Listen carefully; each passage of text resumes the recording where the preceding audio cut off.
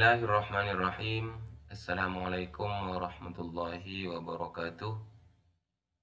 Pada kesempatan kali ini saya akan menjelaskan tentang indeks harga. Kalau sebelumnya sudah saya menjelaskan tentang inflasi, maka pada kesempatan kali ini saya akan menjelaskan tentang indeks harga. Kenapa indeks harga itu perlu kita ketahui?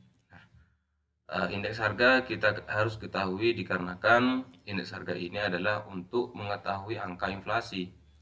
Jadi apabila kita cara untuk mengetahui inflasi itu harus terlebih dahulu mengetahui indeks harga.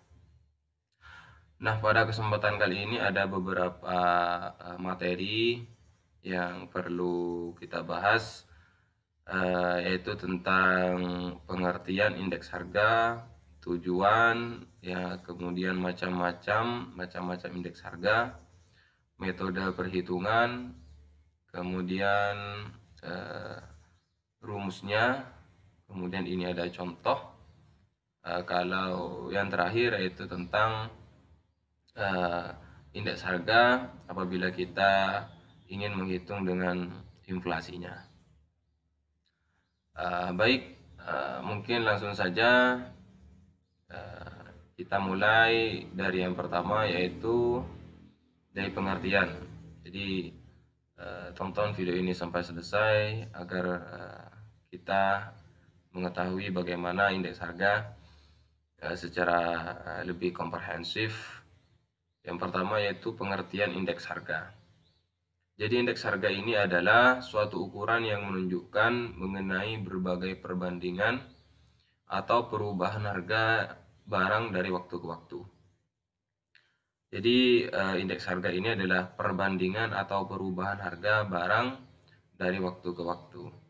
Jadi bagaimana kita mengetahui perubahan angka indeks harga? Itu tentunya harus mengetahui perubahan harga dari waktu ke waktu. Sebagaimana yang saya sudah jelaskan tadi, untuk mengetahui inflasi ini harus mengetahui terlebih dahulu angka indeks harga. Jadi ini adalah pengertian. Kemudian yang kedua yaitu tujuannya. Tujuan menghitung indeks harga. Yang pertama yaitu sebenarnya untuk tujuan menghitung indeks harga ini banyak, cuman saya ambil ini hanya dua dikarenakan mungkin dengan kedua tujuan ini bisa mewakili dari tujuan-tujuan yang lain. Dari yang pertama, untuk menghitung laju inflasi. Jadi untuk menghitung laju inflasi wajib bagi kita untuk mengetahui angka indeks harga terlebih dahulu.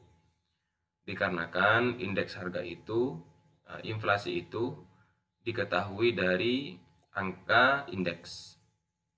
Yang kedua yaitu untuk mengukur kondisi perekonomian. Jadi untuk mengukur kondisi perekonomian kita harus terlebih dahulu mengetahui tentang indeks harga. Karena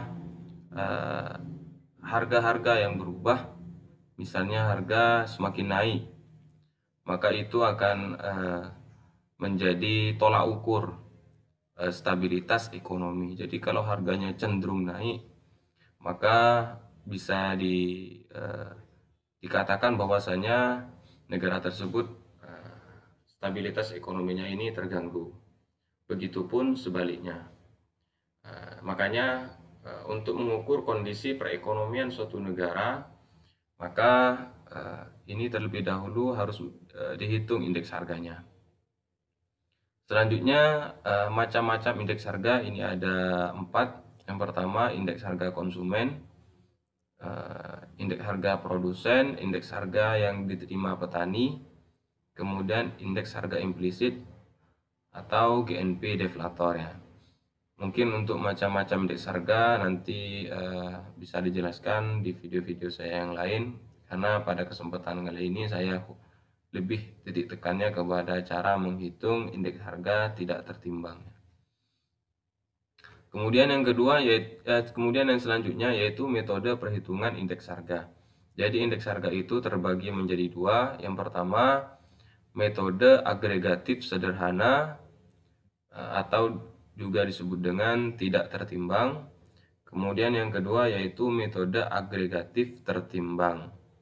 Jadi metode agregatif ini terbagi menjadi dua, ada yang tidak tertimbang, ada yang tertimbang. Adapun definisinya, mari kita bahas selanjutnya. Slide selanjutnya. Apa yang dimaksud dengan indeks harga tidak tertimbang? Indeks harga tidak tertimbang adalah semua barang dianggap sama dan dijumlahkan secara keseluruhan, artinya tidak memakai faktor penimbang. Jadi kalau saya kasih contoh di slide selanjutnya, ini hanya segera contoh, belum saya bahas. Jadi harga pada tahun 2019 ini hanya dijumlahkan ya, tidak dikalikan dengan kuantitas, ini dijumlah ya. Beda nanti kalau kita membahas tentang faktor yang indeks harga tertimbang.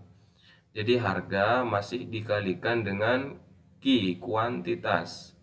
Sedangkan pada indeks harga tidak tertimbang ini harga barang hanya dijumlahkan saja. Baik, kita ke materi sebelumnya. Nah, ini semua barang dianggap sama sehingga secara keseluruhan tidak memakai faktor penimbang. Jadi dalam agregatif sederhana kita tidak memakai faktor penimbang, hanya menjumlahkan jumlah harga saja. Jadi dari setiap harga kita jumlahkan. Adapun rumusnya yaitu rumus IA, ini indeks harga agregatif sederhana, maksudnya IA indeks harga agregatif. Ini adalah lambang dari jumlah. PN ini adalah harga tahun tertentu, tahun yang akan kita hitung indeks harganya ya. PN ini misalnya yang diperintah hitung 2020, berarti PN-nya 2020. Misalnya indeks harga yang diperintah hitung 2021, berarti PN-nya 2021. Begitupun seterusnya. Dikalikan 100% karena ini adalah sebuah persentase. Indeks harga itu mencari angka persentasenya. Kemudian ini adalah jumlah PO. Apa PO? PO adalah harga tahun dasar ya, periode sebelumnya. Saya lebih suka kepada periode sebelumnya kalau misalnya harga tahun dasar belum dipahami. Jadi harga tahun dasar ini adalah harga tahun yang dijadikan perbandingan dengan harga tahun tertentu. Misalnya 2021, maka harga tahun dasar adalah 2020, periode sebelumnya. Walaupun ini tidak secara paten ya, tapi secara umum. Jadi harga tahun tertentu misalnya 2019, berarti PO-nya adalah 2018, seperti itu ya. Jadi harga PO ini adalah harga tahun dasar periode sebelumnya. Kalau di materi-materi yang lebih lengkap, itu harga tahun dasar biasanya juga dihitung sebagai tahun yang stabilitas ekonominya itu maksudnya ekonominya itu lebih stabil ya. Jadi kalau harga-harga stabil itu biasanya yang dianggap tahun dasar. Cuman di sini saya lebih kepada harga tahun dasar adalah periode sebelumnya. Ini lambang dari jumlah. Baik, langsung saja kita ke contoh ya. Ini ada contoh soal, hitunglah indeks harga 2020 dengan menggunakan metode agregatif sederhana. Jadi yang kita perintah hitung di soal ini adalah 2020 ya, 2020. Berarti ini akan jadi PN.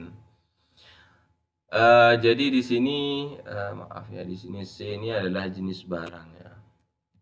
Jenis barang. Jadi saya contohkan di sini harga beras, minyak goreng, gula pasir, telur ayam. Beras di sini harga 2019, berarti ini periode sebelumnya. Kalau kita klik di slide sebelumnya adalah PO, ini adalah harga tahun dasar, harga periode sebelumnya.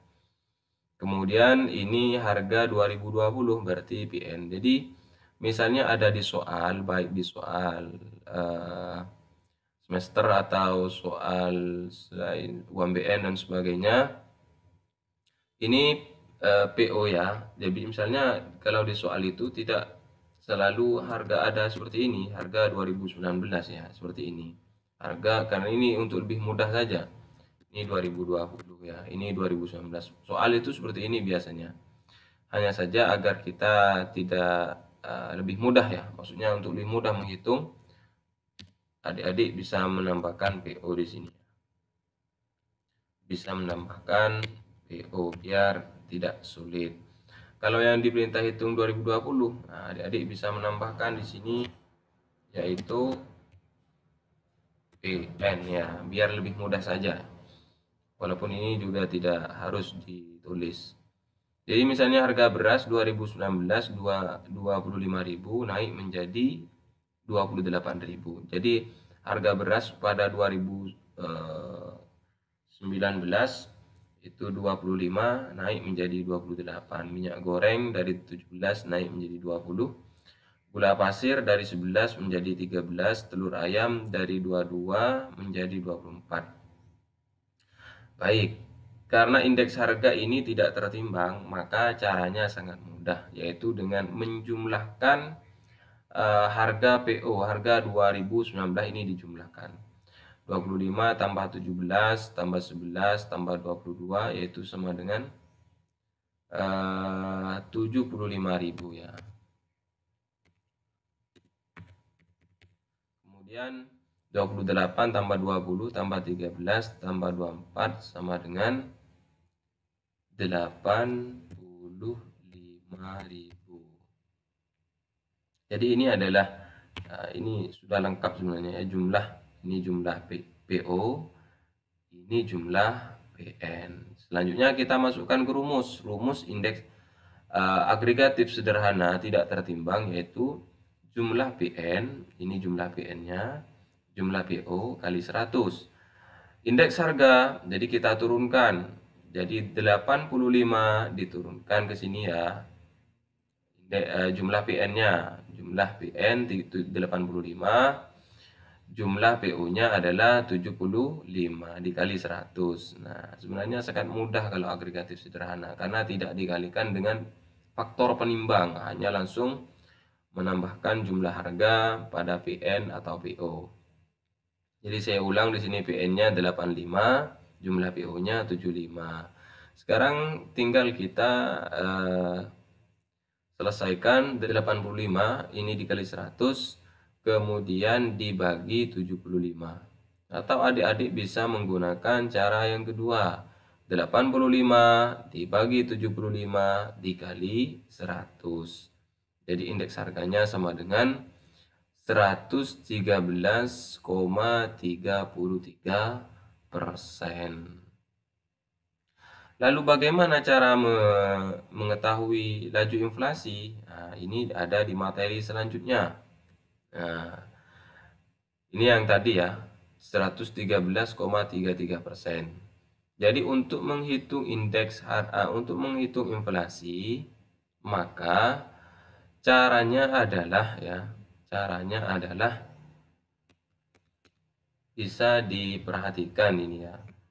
Jadi untuk menghitung inflasi itu sebenarnya sangat mudah jika tahun dasarnya itu adalah 100% ya indeks harganya. Jadi tinggal dikurangi 100. Jadi inflasinya adalah 13,33%, dan ini masuk ke inflasi sedang ya, karena ini di antara 10 sampai 30. Ini 13,33%. Perlu diketahui di sini jika indeks harga sebelumnya adalah 100. Sebenarnya ini saya sudah bahas kalau tidak salah di materi inflasi ya. Cuman di sini karena materinya lebih lengkap. Jadi di sini misalnya inflasinya bukan indeks harganya bukan 100 ya. Dan sebenarnya materi ini masih belum selesai ya teman-teman. Adik-adik semua, di sini masih ada beberapa materi yang sangat penting. Bagaimana jika indeks harganya itu tidak atau bukan 100 ya. Jadi untuk mengetahui inflasi itu tinggal dikurangi 100 jika indeks harganya 100 periode sebelumnya. Namun apabila bukan 100, maka caranya ada di video-video saya yang lain. Insya Allah saya lanjut di video-video saya yang lain. Kalau ada pertanyaan bisa di kolom komentar, tentunya dengan bahasa yang sopan. Baik, demikianlah video saya pada kesempatan kali ini. Semoga bermanfaat dan semoga membantu. Wassalamualaikum warahmatullahi wabarakatuh.